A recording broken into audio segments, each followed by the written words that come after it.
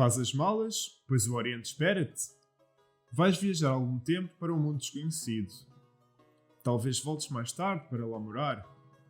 Por agora, o teu objetivo principal, para além de desfrutar do bom e do melhor que estes outros povos e culturas tiverem para oferecer, será encontrar uma invenção que revolucione o século VII. Assim, o teu regresso será um motivo de celebração geral e podes encontrar o teu lugar junto de outros grandes nomes da história da Europa.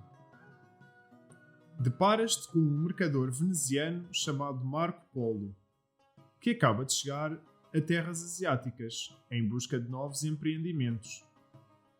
Combinam tomar um chá e discutir negócios, e é aí que ficas a saber das suas descobertas, nomeadamente a ideia alternativa para as transações comerciais.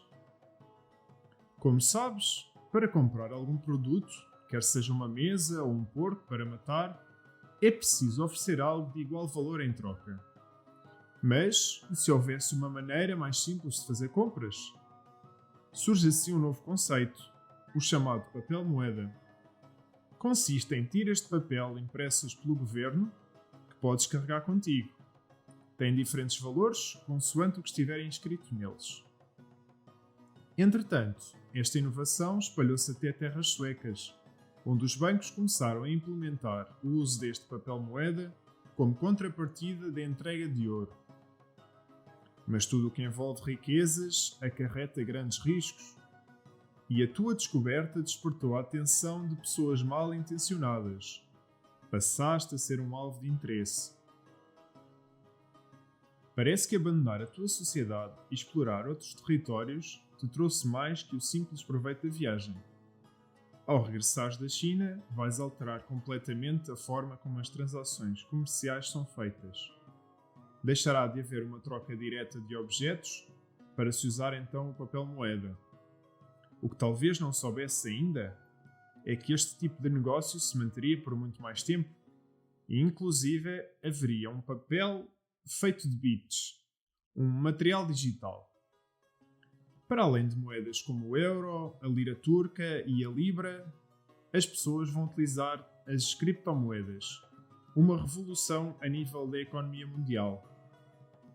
E, infelizmente, esta tua sabedoria espalhou-se por ouvidos de bandidos que te encontraram e levaram dos teus aposentos. É pouco provável que voltes a ver a tua família ou que saias desta vivo.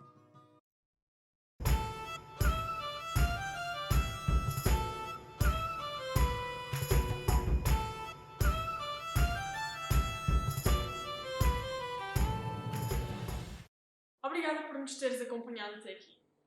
Agora que chegaste ao fim desta aventura pela Idade Média, podes voltar ao teu tempo ou regressar e começar de novo. As escolhas são tuas, mas não te esqueças que há sempre consequências.